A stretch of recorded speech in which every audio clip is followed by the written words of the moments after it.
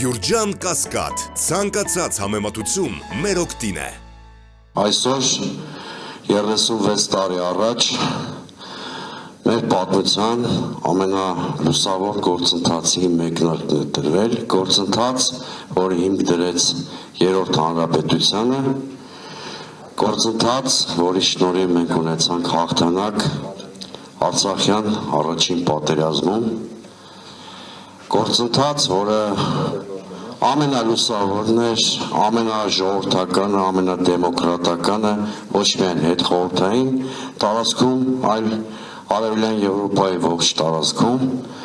Ես այդ իրադարձությունների ժամանակ եղել եմ ընդամենը 13 տարեկան, բայց երևի ճաշված Արցախյան պատերազմի հաղթանակը դա ամենանշանակալից իրադարձությունն է եղել իմ կենսագրության ողջ ընթացքում։ 88-ի շարժումը մի շարք կարևոր առանձնահատկություններ ուներ, դա հասարակության սուբյեկտության ֆիքսումն էր, որովհետև դա շարժում էր, որին մասնակցում էր ամբողջ ժողովուրդը։ Ես հիշում եմ Լևոն Տեր-Պետրոսյանի հայտնի արտահայտությունը, երբ որ վերադարձան բանտից եւ տասնյակ հազարավոր մարդիկ Մատենադարանի բարձունքում սպասում էին կոմիտեի տղաներին, Լևոն Տեր-Պետրոսյանը հայտարարեց, որ կոմիտե չկա, որտեղ կոմիտեի ամբողջ ժողովուրդը։ Այդ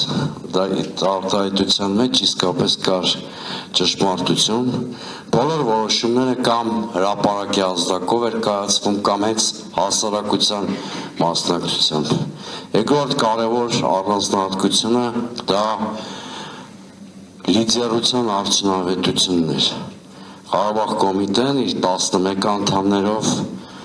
հետո դրան ավելացավ Հայոց համազգային շարժման վարչությունը,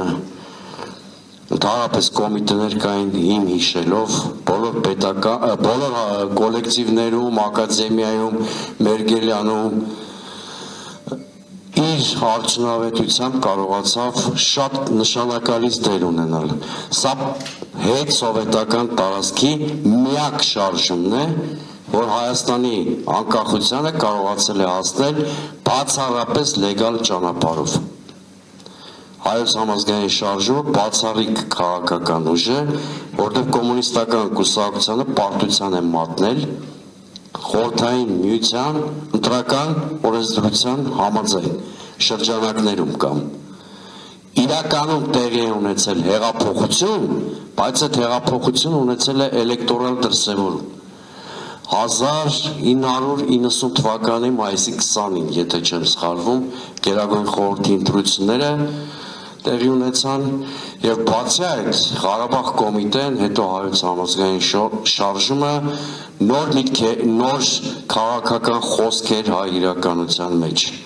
Մարտահրավեր նետվեց միանգամից երկու գաղափարախոսության։ Անշուշտ կոմունիստական կուսակցության ղեկավար որևէ գործիչ դեմ չէր լինի Ղարաբաղի միացմանը Հայաստանին։ Ընդհանրապես Ղարաբաղը ինքն էլ որպես խնդիր կարող էր համազգային դառնալ առանց Ղարաբաղ կոմիտեի,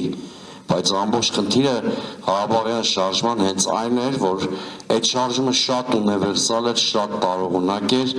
առանցքում ունենալով Ղարաբաղի խնդիրը ինքը անկախական էր ըստ էության։ Հենց դրանով ինքը լուրջ մարտահրավեր էր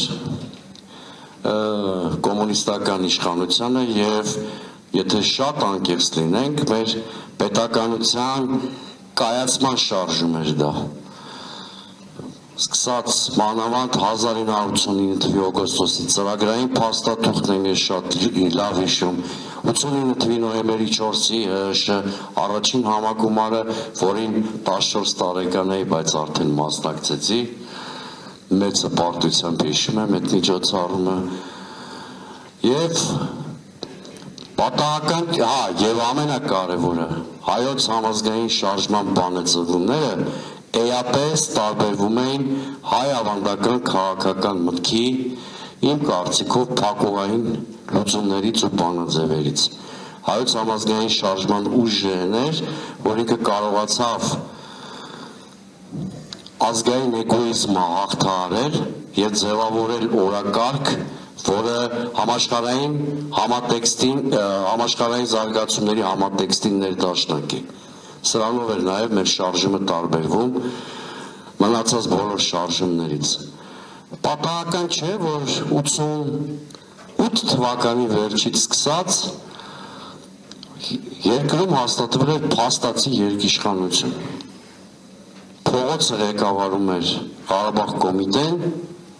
եւ մնացել էր կոմունիստական նոմենկլատուրան, որը ըստ էության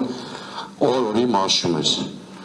Այս երեք գործոնները ես հատկապես ուզեցա նշել, ես երկար չեմ խոսի, որտեղ այսօր ունենք շատ հարգարժան գործընկերներ, ես առանց վարանելու ասում եմ կենթանի լեգենդներ, որոնք այս պետության հիմնադրման ակունքներում կանգնած են, Գերագույն խորհրդի 3 պատգամավորներ։ Պարոն Ալեքսան Հակոբյանը Ղարաբաղ կոմիտեի անդամ է, այսինքն 11 անդամներից մեկը,